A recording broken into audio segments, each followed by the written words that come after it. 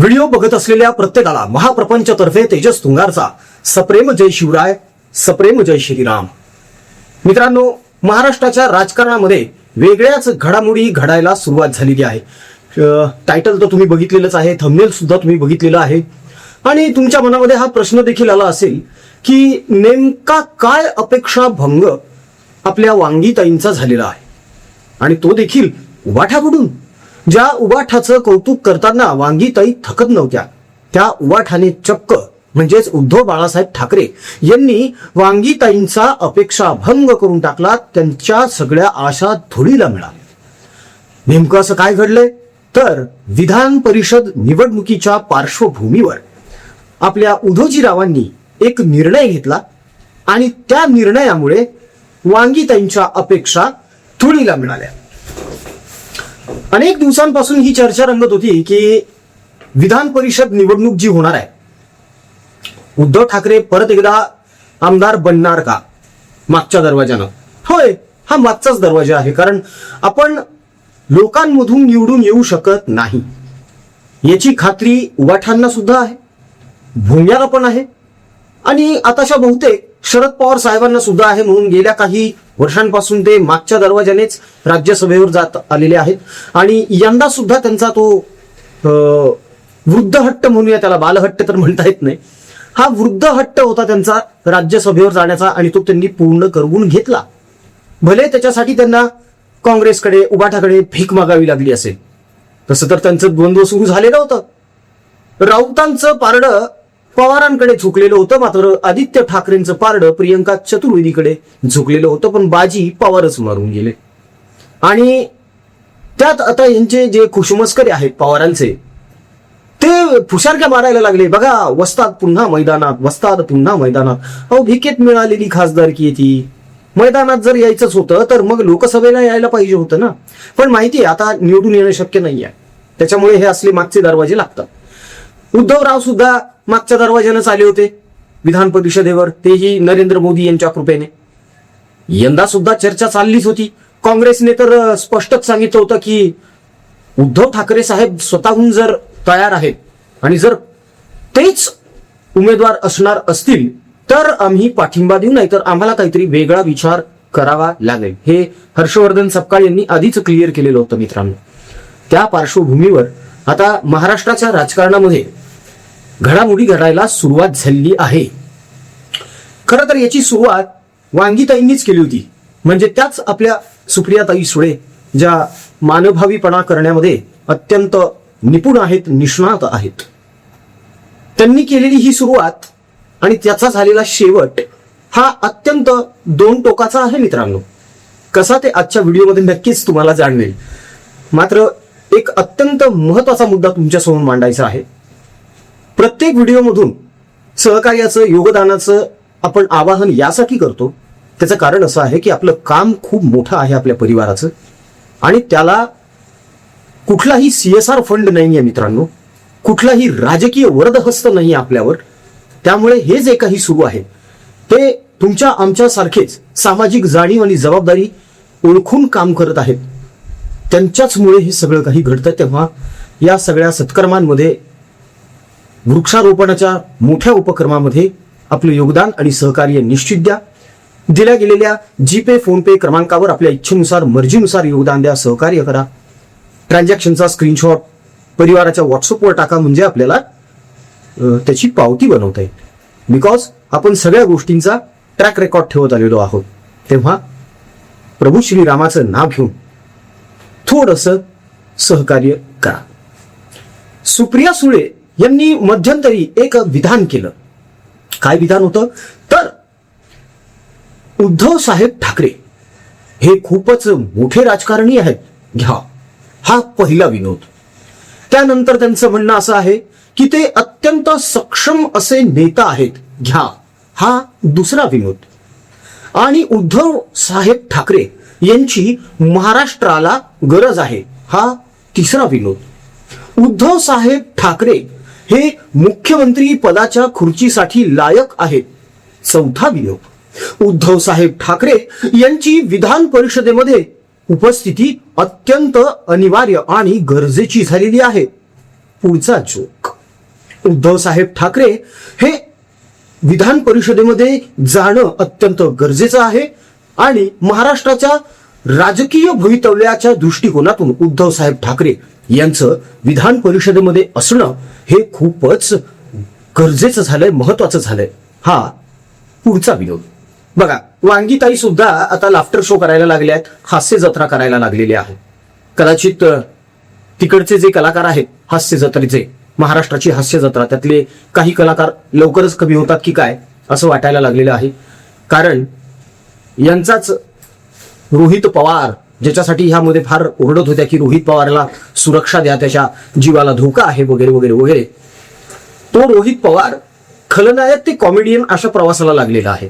रोहित पवार सुद्धा असेच विनोदी चुटकुले ऐकवायला लागलाय आजकाल, तेही अजितदादांचं नाव घेऊन. तो विषय पुढच्या एखाद्या व्हिडिओमध्ये नक्की मांडूया आपण. मात्र आता सुप्रिया सुळे यांचं म्हणणं काय आहे ते बघा.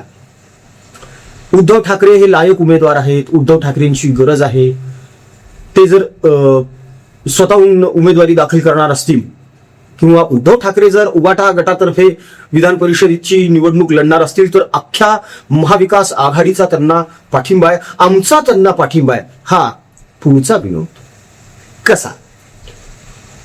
10 आमदार अहो कुठं ते 232, कुठं तुमची 10 आमदारांची अगरबत्ती लावता तुम्ही. वांगीताई, अहो हे 1 एकरामध्ये 10 करोड रुपयाचं वांग्याचं उत्पन्न घेण्या इतकं सोपं नाही आहे. तिकडे देवेंद्र फडणवीस बसले, अकेला देवेंद्र क्या करेगा तुम्हीच म्हणाले होता. अहो अकेल्या देवेंद्रने तुम्हाला, रोहितला, करामती काकांना राज्यसभेवर पाठवण्यासाठी भिका मागायला लावलेले आहेत. काँग्रेसची दाढी गुरवळावी लागलेली आहे. अकेला देवेंद्र ये करता है. आजच्या घडीला महाविकास आघाडीतले जे हे सो कॉल्ड स्वतःला मोठे नेते समजून घेतात ते सगळे जण सध्या टरकलेले आहेत. यांना भीती वाटतीये की विधान परिषदेची जी निवडणूक होईल त्या निवडणुकीमध्ये गेल्या वेळीप्रमाणे देवाभाऊने जशी खेळी केली होती आणि सगळा डाव पलटवून टाकला होता, आपला जास्तीचा उमेदवार निवडून आणून दाखवला होता आणि यांना तोंडघशी पाडलेलं होतं, तसंच परत काही झालं तर विधान परिषदेसारख्या निवडणुकीमध्ये सुद्धा जर आपण हरलो तर होऊ शकतं ना, होऊ शकतं. मात्र ही नामुष्की आपल्यावर ओढवू नये. कदाचित याचाच अंदाज बांधून उद्धवजीरावांनी निर्णय घेतलेला आहे की ते विधान परिषद निवडणूक लढणार नाहीत. आणि इथेच वांगीताईंच्या सगळ्या अपेक्षा, आशा यांच्यावर पाणी फिरलं गेलं. म्हणजेच काय तर आता वांगीताई नाराज झालेल्या आहेत. कदाचित त्यांना अपेक्षा ही असेल की उद्धवजीराव जर विधान परिषदेवर गेले तर आपल्याला एखादी पार्टी मिळेल, मटन पार्टी वगैरे. पण त्याच्यासाठी विधान परिषद गरजेची नाहीच आहे ना, कारण पेंगविन साहेब जे आहेत आपले ते नवरात्रामध्ये सुद्धा मांस मच्छी सगळं खातात ना, त्यांनी स्वतःच येऊन सांगितलं होतं. त्याच्यामुळे तुमच्या याचा काही प्रश्न नाही. उद्धव ठाकरे यांनी परत एकदा अंबादास दानवे यांना उमेदवारी दिली विधान परिषदेची. हे तेच अंबादास दानवे आहे जे या अगोदर विधान परिषदेचे विरोधी पक्ष नेता होते उबाठा गटाचे. आता पुन्हा एकदा त्यांना उमेदवारी देण्यात आलेली आहे. जेव्हा ते पायउतार झाले होते विरोधी पक्ष नेता म्हणून तेव्हा मिश्किलपणे बोललेही होते की मी पुन्हा येईन, मी पुन्हा येईन, मी पुन्हा येईन. आलेत. फक्त आता निवडून येतात की नाही हे बघायचंय. त्याचं कारण आहे की काँग्रेस बोलली होती उद्धव ठाकरे स्वतः जर उमेदवार असतील तर आम्ही पाठिंबा देऊ, दुसरा कोणी उमेदवार असेल तर आम्हाला वेगळा विचार करावा लागेल. म्हणजेच क्वाईट पॉसिबल की काँग्रेस आपला उमेदवार रिंगणात उतरवू शकते. आता तुम्ही म्हणाल की जर काँग्रेसने आपला उमेदवार जर दिला तर असा कितीचा फरक पडणार आहे. सुप्रिया सुळे देतील ना पाठिंबा उबाठा गटाला? नाही देणार. त्यांचा स्वार्थ साधला गेलेला आहे आणि काँग्रेसने राज्यसभेची उमेदवारी देऊन म्हणजे खासदारकी देऊन ऑलरेडी पवार घराण्याच्या कुटुंबाच्या डोक्यावर हात ठेवलेला आहे. रोहित पवार, सुप्रिया सुळे, शरद पवार यांचे हात सध्या काँग्रेस नावाच्या दगडाखाली अडकलेले आहेत.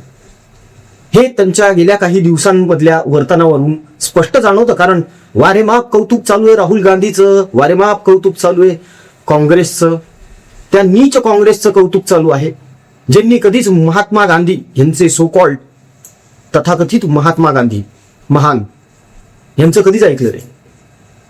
गांधीजी स्वतःच बोलले होते ना, देश स्वतंत्र झालेला आहे, काँग्रेस बरखास्त करा. केली का? नाही. अहिंसा अहिंसा अहिंसा, अहिंसेचा पुजारी आणि त्याचे अनुयायी कोण?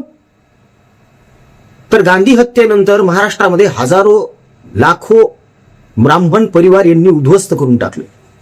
अक्षरशः घरामध्ये घुसू मारलेल्या लोकांना याची कुठेच बातमी झाली नाही, कुठे न्यूज झाली नाही, काहीच नाही. नेहरूनं सगळं दाबून ठेवलं.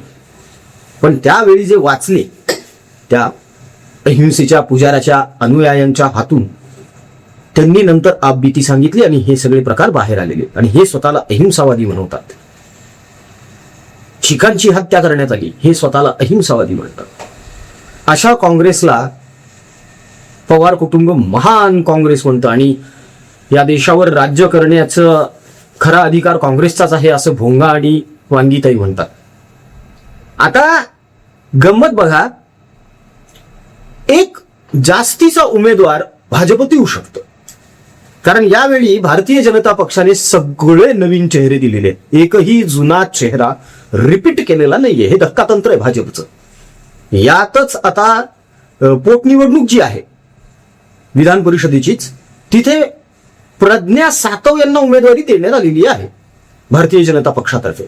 त्यात बिनविरोध जाणारच आहेत निवडून. पण भारतीय जनता पक्षाने जेवढे उमेदवार दिलेले ते सगळेच्या सगळे बिनविरोध निवडून जाणार, कारण यांच्याकडे तेवढं संख्याबळ आहे, शिंदेकडे तेवढं संख्याबळ आहे. आता राहिला विषय राष्ट्रवादी काँग्रेस, अजित पवार गट, त्यांच्याकडे संख्याबळ आहे. एक उमेदवार तर सहज बिनविरोध जातो. त्यांचं लागतातच किती, 36-37 मतं लागतात. त्यांच्याकडे 40 आहेत, एक्स्ट्रा उरतात 3. शिंदेकडे सुद्धा एक्स्ट्रा मत आहेत, भाजपकडे एक्स्ट्रा मत आहेत. याच्याचसाठी तर उबाठा गटाची तगमग चालू होती की ही जास्तीची जी मतं आहेत ती आम्हाला द्या, पण नाही देण्यात आलेली नाही. आता अनेक जण असं म्हणतील की उद्धव ठाकरेंनी विधान परिषदेमधून माघार घेतलेली आहे, तर 2028च्या राज्यसभेसाठी परत एकदा भोंग्याला पुढे करतील का? तर नाही, भोंग्याला हे परत उभे करू शकणार नाहीत. असं म्हटलं जात होतं की डील झाली होती, विधान परिषदेवर उद्धव ठाकरेंनी जायचं आणि राज्यसभेवर काँग्रेसचा उमेदवार जाणार महाराष्ट्रातून. पण आता यांनी माघार घेतल्यामुळे काँग्रेस पण पेचात आहे. पण तोपर्यंत पुलाखालून बरंच पाणी वाहून जाणार आहे मित्रांनो. आणि ज्या पद्धतीनं भोंगा सुसाट सुटलाय सध्या बेतालपणे, ते बघता भोंग्याला परत संधी मिळेल उबाठा गटातर्फे असं अजिबात वाटत नाही. त्याचं कारण असं आहे की 2028च्या आतच कदाचित आदित्य ठाकरे किकआउट करून टाकतील भोंग्याला. हे वरून जरी दाखवत असले की आमच्या दिलजमाई आहे, तरी ती दिलजमाई अजिबात नाही. अंबादास दानवे उद्या 11 वाजता फॉर्म भरणार आहेत म्हणे याचा, विधान परिषदेचा. माफ करा, उद्या नाही, आजच भरलाय वाटतं त्यांनी. ही बातमी कालची आहे, व्हिडिओ काल रेकॉर्ड झाला, आज प्रसारित होतोय म्हणून तोंडून निघून गेलं उद्या भरणार आहेत म्हणून. खरं तर आजच भरला असेल त्यांनी सकाळी 11 वाजता. त्यांचं म्हणणं असं आहे की बघा किती महान आहेत उद्धवराव, की त्यांनी एका सामान्य शिवसैनिकाला परत एकदा संधी दिलेली आहे. सामान्य? अरे विरोधी पक्ष नेते होते तुम्ही विधानसभेचे, विधान परिषदेचे. सामान्य कसे काय झाले तुम्ही? अजिबात सामान्य नाही, तुम्ही तर जिल्हा प्रमुख आहात, है की नाही? आणि जर इतकेच महान आहेत उद्धवजी, तर मग शिंदेंना मुख्यमंत्री पदाचं वचन देऊन का फिरले होते? खुर्चीचाच मोह, सत्तेचा मोह, आणि आता घबराट, आता भीती वाटतेय पडण्याची, तेही विधान परिषदेच्या निवडणुकीमध्ये. जे आयतंय सगळं फुकट आहे. मित्रांनो, तुम्हाला काय वाटतं? काँग्रेस खेळी करेल?